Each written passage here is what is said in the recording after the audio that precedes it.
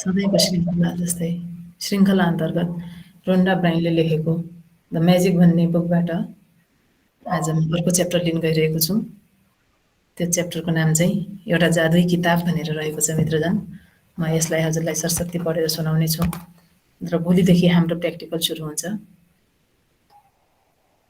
लेखिकाले लेखेकी छन्, यो किताबमा 28 वटा विशेष रूपले डिजाइन गरिएका अभ्यासहरू छन् रे। अब प्र्याक्टिकल गराउँछ नि त भोलिदेखि 28 वटा छन् रे ती। अनि जसबाट तपाईँले जान्न सक्नुहुनेछ कि कसरी कृतज्ञताको जादुई शक्तिले तपाईँले आफ्नो स्वास्थ्य नगरी सम्बन्धहरूमा सुधार गर्न सक्नुहुनेछ। कसरी तपाईँका ठुला साना सपनाहरूले मूर्त रूप लिनेछन्। यो सँगै तपाईँले समस्याबाट कसरी बच्ने र कुनै नकारात्मक अवस्थालाई सकारात्मक रूपमा कसरी परिणत गर्ने भन्ने कुरा पनि सिक्नुहुनेछ रे। तपाईँ यो जीवन परिवर्तन गर्न सक्ने ज्ञानलाई पढेर मोहित हुनुहुनेछ, तर यसको अभ्यास गर्न सक्नु भएन भने यो ज्ञान तपाईँका औँलाबाट चिप्लेर जानेछ र तपाईँको जीवन परिवर्तन गर्न सक्ने अवसरबाट वञ्चित हुनुपर्नेछ अरे। जस्ट बुक पढेर मात्रै भएन, अथवा हामीले काहीँ अडियो पनि सुन्छौँ, त्यो अडियो सुनेर 1 दिन 2 दिन अलिकति लागि पर्छौँ, त्यसपछि छुट्छ। तर यो बुकलाई सिरियल्ली फलो गर्ने हो भनेपछि डे बाई डे हरेक दिनको प्र्याक्टिस गर्दै गऱ्यो भने अनि मात्रै यसले काम गर्छ भन्ने खालको कुरा गर्नुभएको छ उहाँले। अनि यसका लागि तपाईँले 28 दिनसम्म यसको प्रयास गर्नुपर्नेछ, अभ्यास गर्नुपर्नेछ, अनि मात्रै तपाईँको लाइफ चेन्ज हुन्छ अरे। यसरी अभ्यास गर्दा यो जीवनशैलीको एउटा अङ्ग बन्न पुग्दछ। लगातार गहनतापूर्वक गरिएको ग्रेटिट्युडको प्र्याक्टिसले तपाईँको जीवनमा जादु हुने र अझ छिट्टै हुने कुराको ग्यारेन्टी गर्छ अरे के। मतलब लेखिकाले भनेकी छन् कि म तिमीलाई ग्यारेन्टी दिएर भन्न सक्दछु, यदि तपाईँहरूले रेगुलरली फिलका साथ ग्रेटिट्युडको प्र्याक्टिस गर्नुभयो भने तपाईँको लाइफ डेफिनेटली चेन्ज हुन्छ भनेर। प्रत्येक जादुई अभ्यासबाट तपाईँले जीवनको गति बारेमा बढीभन्दा बढी बुझ्नुहुनेछ। कसरी सजिलै तपाईँले आफ्नो सपनाको जीवन प्राप्त गर्नुहुनेछ रे। सुरुका 12 वटा कृतज्ञताका अभ्यासहरू तपाईँसँग अहिले के कति छ र पहिला कति थियो ती सबका लागि प्रयोग गरिनेछ रे।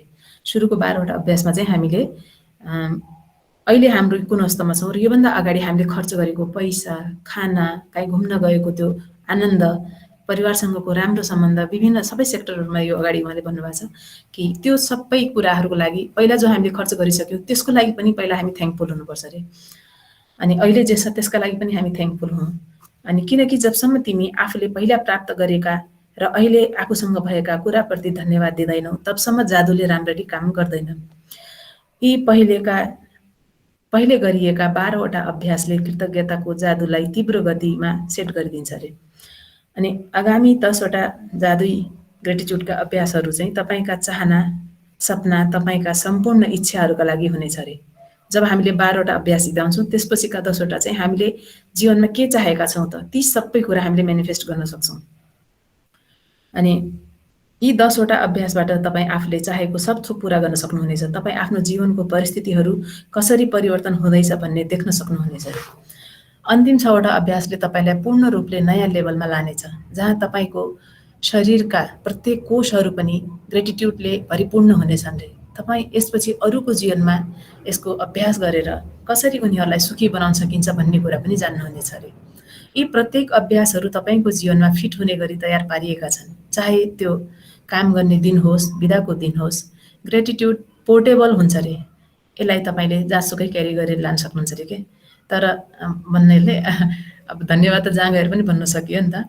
अनि यसले जहाँ पनि आफ्नो असर गर्दछ। यदि तपाईँले एक दिन पनि यसको अभ्यास छुटाउनु भयो भने जादुको गतिमा ब्रेक लाग्छ अरे। अब हामी प्र्याक्टिस गर्दैछौँ 28 डेजको एउटा बनाइसकेर, अनि आज यो भोलि यो भन्ने विभिन्न खालको हुन्छ। अनि त्यो गर्दैछौँ र एक दिन ब्रेक लाग्यो भनेपछि त्यसको त्यो जुन गतिमा गइरहेको थियो त्यसमा ब्रेक लाग्छ अरे। त्यसका लागि चाहिँ छुटेको दिनबाट 3 दिन अझ पछाडि काउन्ट गरेर अनि फेरि त्यसलाई त्यही रोमा ल्याउने अरे के, जुन उसमा पुगिसकेको थियो 3 दिन अझ एक्स्ट्रा गर्नुपर्ने हुन्छ त्यसका लागि। फेरि हैन 3 दिन पछाडिबाट काउन्ट गरेर फेरि यसको अभ्यास गर्नुपर्छ। केही अभ्यासहरू बिहानका लागि बनाइएका छन्, केही अभ्यासहरू दिनभरिका लागि बनाइएका छन्। त्यसैले प्रत्येक दिनको अभ्यास सुरु गर्नुभन्दा अगाडि सधैँ बिहान एकपल्ट पढ्ने गर्नुहोस्। अब हामीले बुन्दा टिपोट गर्छौँ क्या पछि, अहिले यो पछि भन्नुहुन्छ उहाँले कुरा, अनि त्यसलाई चाहिँ एकचोटि बिहान सधैँ सरसर्ती हेरिहाल्ने। अनि केही अभ्यास राति पनि गर्नुपर्ने छन् रे। यदि तपाईँ लगातार 28 दिनको अभ्यास गर्न चाहनुहुन्न भने तपाईँ आफ्नो जीवनमा के कुरा सबभन्दा बढी सुधार गर्न चाहनुहुन्छ त्यो विषय छानेर त्यसको मात्र पनि अभ्यास गर्न सक्नुहुन्छ अरे। अब कसैलाई लाग्ला 28 दिनसम्म गरेपछि बल्ल पाउँछ भनेपछि यति फुर्सद लाग्छ भन्यो भने हाम्रो लाइफमा हामीलाई सबभन्दा धेरै के चाहिएको छ? हाम्रा केटाकेटी सुध्रिउन् भन्ने चाहिन्छ कि मेरो हस्बेन्ड सुध्रियोस् भन्ने चाहिन्छ कि ममा केही सुधार होस् भन्ने चाहनुहुन्छ कि मलाई पैसाको खाँचो छ पैसा आओस् भन्न चाहनुहुन्छ कि केटाकेटीलाई राम्रो स्कुलमा कसरी राखौँ, विभिन्न मेरो स्वास्थ्य राम्रो होस् हैन, हेल्थ सेक्टर होस् कि जुनसुकै कुन विषयमा हजुरलाई सबभन्दा बढी आवश्यकता छ त्यो कुराको लागि मात्रै भए पनि अभ्यास गर्न सक्नुहुनेछ अरे। अनि यो चाहिँ लगातार 3 दिनसम्म हरेक एकदम लगातार 3 दिनसम्म एउटै कुरामा फोकस, एउटा अथवा दुईटा कुरा छान्न पाइयो। हैन भने चाहिँ उहाँले जति पनि विश लिस्ट बनाउनु भनेको छ, मोस्टली लामो विश लिस्ट बनाऊ, आफ्नो इच्छाको लिस्टहरू ठुलो बनाऊ, त्यसबाट छनौट गरेर 10 वटा जति राख भनेको छ कि। नत्र अब यसरी अभ्यास गर्दा चाहिँ एक अथवा दुईटा थोकको हामीले 3 दिनसम्म लगातार अभ्यास गर्नु पर्यो, अथवा अब दुईटा छान्यो भनेपछि हप्तामा प्रत्येक दिन जसो यसको अभ्यास गर्न सक्नुहुनेछ अरे।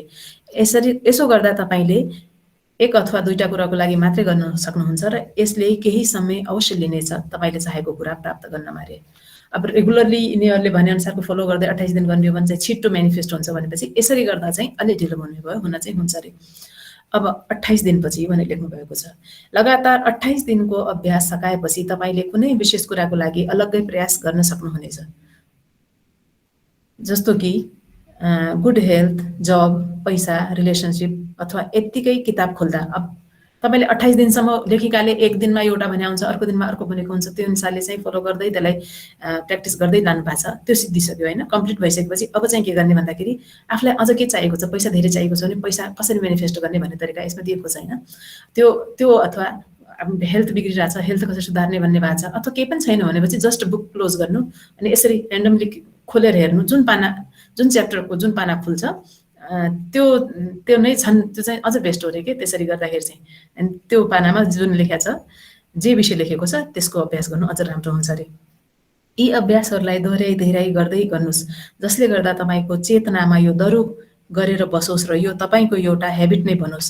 28 दिनपछि तपाईँले आफ्नो अवचेतन मस्तिष्कमा कृतज्ञताको बिउ रोप्न सफल हुन सक्नुहुन्छ, जसले गर्दा तपाईँले केही गर्दा पहिलो विचार नै तपाईँको मनमा कृतज्ञताको आउन थाल्दछ अरे। तपाईँले अनुभव गरेको त्यो जादु अब तपाईँको प्रेरणा बन्नेछ, किनकि जब तपाईँले आफ्नो दिनचर्यामा ग्रेटिट्युडलाई सामेल गराउनुहुन्छ, यो एउटा एकदम शानदार कुरा हो अरे। तपाईँका सपना के हुन् पहिला त्यो हामीले जान्नु जरुरी छ मेनिफेस्ट गर्नुभन्दा अगाडि। यसरी त कति धेरै छन्, तर सबभन्दा एकदम तीव्र चाहना भएका इच्छाहरू के हुन् पहिला तिनीहरूको लिस्ट बनाउनु भनेको छ कि। यो बुकमा कतिपय यस्ता जादुई अभ्यासबारे भनिएको छ जसले तपाईँका सपना पुरा गर्न मद्दत पुर्याउनेछ। त्यसैले तपाईँलाई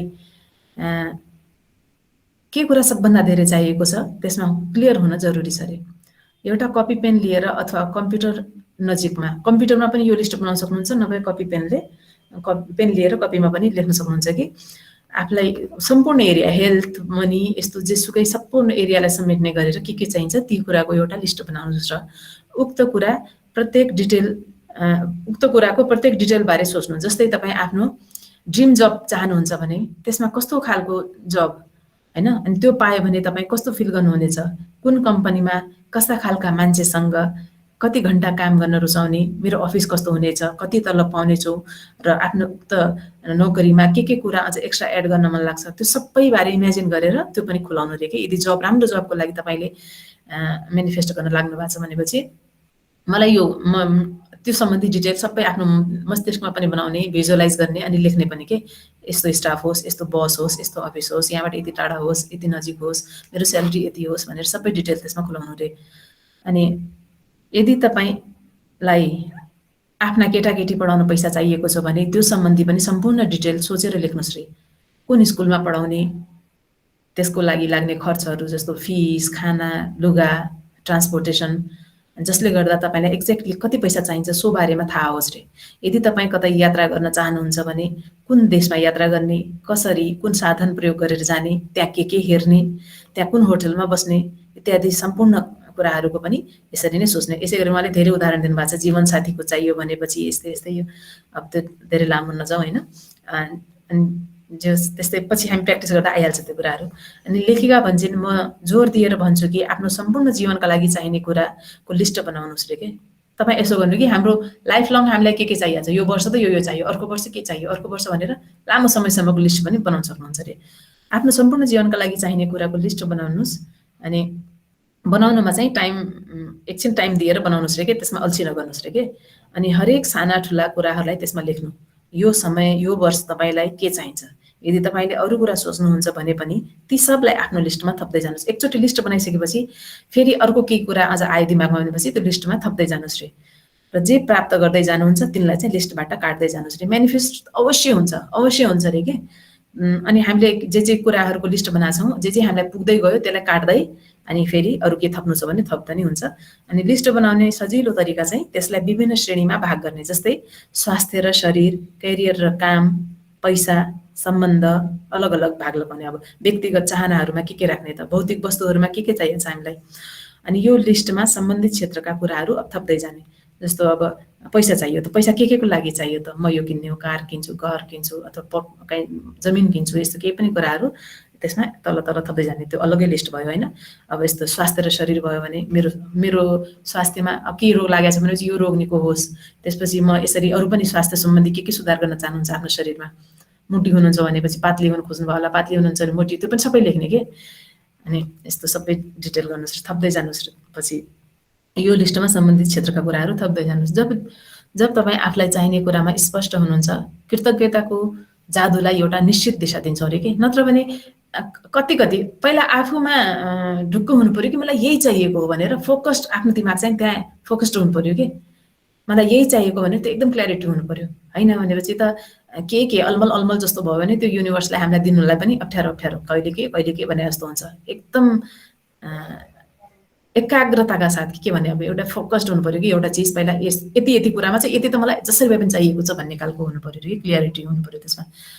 अनि यसले गर्दाखेरि चाहिँ कृतज्ञताको जादुलाई एउटा निश्चित दिशा दिन्छौँ र उसलाई काम गर्न सजिलो हुन्छ। र अब तिमी विस्मयकारी र साहसिक उत्तेजित यात्रा सुरु गर्नेछौ जुन पहिला कहिल्यै भएको थिएन भनेर आजको च्याप्टर सकिएको छ मित्रजन। भोलिदेखि चाहिँ हाम्रो प्र्याक्टिकल सुरु हुन्छ। सबैलाई अग्रिम शुभकामना।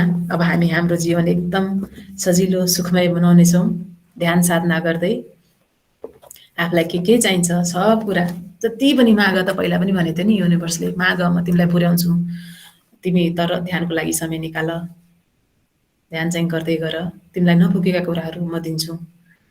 यो मलाई यो पुगेन र म यसको लागि दौडधुप गरिरहेको छु, मलाई यो भएन र यसको लागि अझ थप्नु छ, यस्तोपट्टिबाट अलिकति भए पनि समय निकाल, ध्यानलाई दिऊ, आफ्नो आत्मोन्नतिलाई पनि हेर्दै गर भन्ने खालको पहिला पनि एकचोटि भनेको थिएँ मैले हजुरहरूलाई।